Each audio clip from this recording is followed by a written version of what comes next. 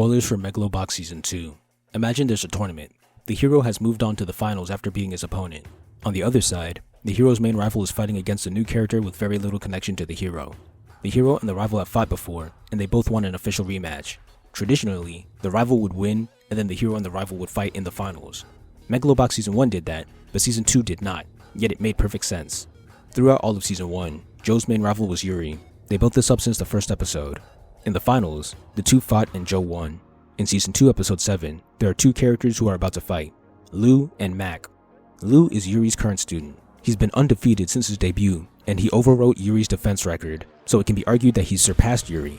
In the previous episode, it was revealed that Joe, our main character, lost to Yuri in the past. Now that Joe's back in town, Yuri wants to fight him at full strength. The two have a sparring match and are on equal footing.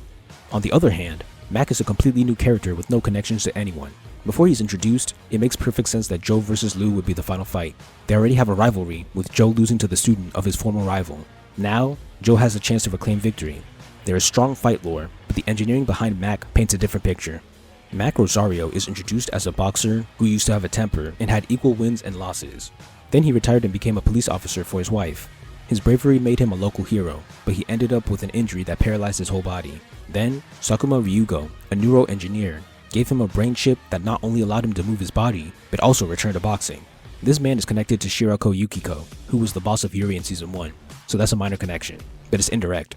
In his second chance of boxing, Mac became more controlled and efficient. He doesn't even want to be the champ, he just wants his son to see him fight.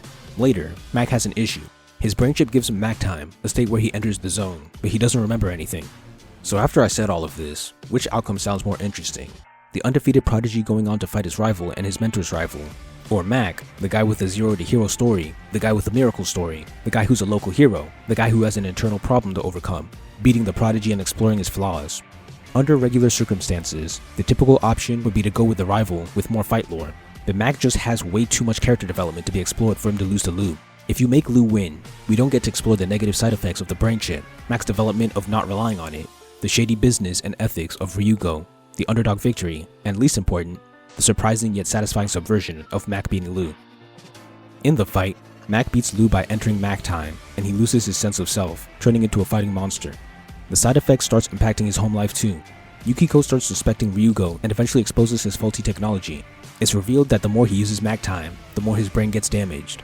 In the final fight, Mac is able to fight without using the self-destructive Mac time. This is like Kenshin trying not to use the Batosai mode. It's gold. The only thing Lou had over Mac was fight lore, but you could argue that Joe fighting Mac to avenge Lou, who was hospitalized by the fight, is his own fight lore.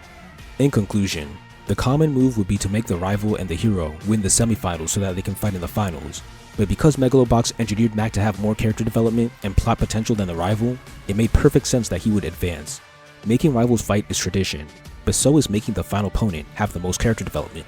By prioritizing the more subtle tradition over the more obvious tradition, the story was able to create a subversion that is ultimately more satisfying and logical than what the audience may have suspected.